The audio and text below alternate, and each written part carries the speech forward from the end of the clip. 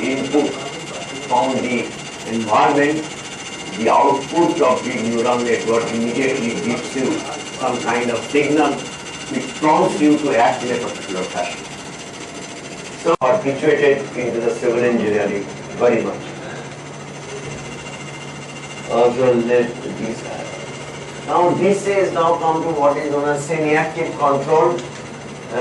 Here you can see that there undergo some kind of movement, and the movement of the bracing that prompts the actuator of the damper to move.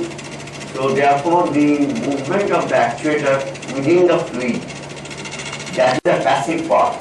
That means we can't do anything about that. That how much the actuator would move, that would depend upon the structure's movement. But what we can control is the viscosity of the fluid within which it is moving. So one such material or a new material is MR, magnetorheological fluids. So these MR fluids, they can be constantly, their viscosity can be constantly changed. At every instant of time t, we provide some kind of current so that the viscosity of the fluid changes.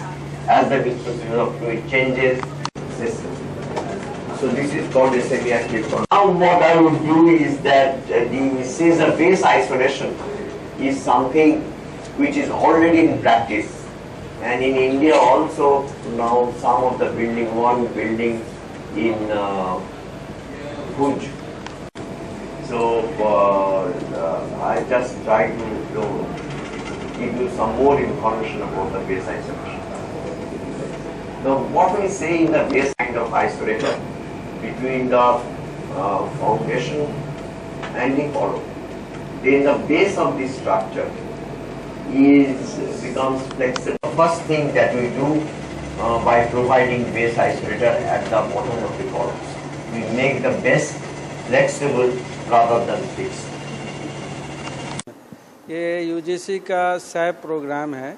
इसमें यह है कि जो heritage building है जो 100 year से ज़्यादा हैं, उसको अर्थक्वेक अगर आता है तो बहुत ख़तरा है उसके डैमेज होने का। और ये बहुत इम्पॉर्टेंट स्ट्रक्चर्स हैं हेरिटेज, इसलिए इसमें कोई भी डैमेज ना हो, इसके लिए यूजीसी ने एक ग्रांट दिया है।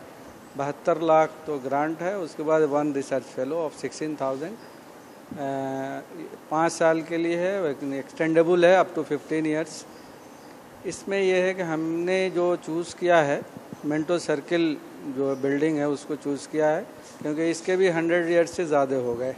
तो इसमें जो कि हमारे पास सब हमने डेटा कलेक्ट किया है, वल्नरेबल है बहुत, यानी हर तरह की ओवरहैंगिंग से ये है और इसके डैमेजेबल कंडीशंस में है। हम ये देखना चाहते हैं कि अर्थक्वेक अगर आता है तो कौन कौन से पार्ट्स इसके डैमेज हो सकते हैं। इसमें जो बॉन्ड है, जो मटेरियल लगा हुआ है, ये बॉन्ड कितना सर्वाइव करेगा। अगर नहीं सर्वाइव करता है तो उसके लिए हमें रेट्रोफिटिंग करनी पड़ेगी और उसकी एनालिसिस हम करेंगे। मॉडल टेस्टिंग भी करेंगे, हमारे पास शेक टेबल है, उसके इंस्ट्रूमेंट्स हम लोगों ने मंगाए हैं और उस इंस्ट्रूमेंट से हम पहले मॉडल टेस्टिंग करेंगे, फिर एनालिटिकल टेस्टिंग एनालिटिकल के नहीं। कौन लोग उपस्थित रहेंगे? Delhi professor TK. दत्ता हैं IIT दिल्ली से, और professor Chandan Ghosh national institute of disaster management से आए हैं। IIX सुपरनंदा आए हैं, वो भी नेशनल डिसास्टर मैनेजमेंट एजेंसी, और ये गवर्नमेंट ऑफ इंडिया की एजेंसीज़ हैं। ये under the ministry of home affairs काम करती हैं। ये लोग भी जहाँ जहाँ डिसास्टर्स होते हैं अर्थक्वेक के, ये मैनेज करते हैं उसको, और अर्थक्वेक रेजिस्टेंट बनाने की पूरी इनकी ये है प्लानिंग है। हर स्टेट में, हर डिस्ट्रिक्ट में ये ट्रेन करते हैं कि कैसे अर्थक्वेक रेजिस्टेंट बिल्डिंग बनाई जाए। अलीगढ़ चूँकि ऑलरेडी फोर्स जोन में आता है अर्थक्वेक के, बहुत डेंजरस है। यहाँ पे जो नॉर्म्स हैं IS कोड नॉर्म्स, उसके हिसाब से बिल्डिंग डिज़ाइन होना चाहिए। अगर नहीं होता है तो बहुत फ्यूचर में बहुत ख़तरा है इस पर कि बिल्डिंग जो है गिर सकती है। ख़ास तौर पे सॉफ्ट स्टोरी जो बन रहे हैं नीचे, जो कार पार्किंग के लिए है, तो उसमें ब्रेसिंग होना चाहिए, यानी ब्रिक्स जोड़ना चाहिए, नहीं तो सॉफ्ट स्टोरी जो है पहले भी डिक्लेयर हो चुका है कि ये बहुत डेंजरस जोन में है। तो आइंदा जो भी स्टोरी बने वो हो। कॉलम जो एक 30 सेंटीमीटर यानी से कम नहीं होना चाहिए, 300 मिलीमीटर एक कॉलम की साइज़, इससे कम नहीं होना चाहिए। अभी भी देखा जा रहा है कि लोग 9 इंचेस या 230 मिलीमीटर की कॉलम बना रहे हैं, जो कि ठीक नहीं बात है।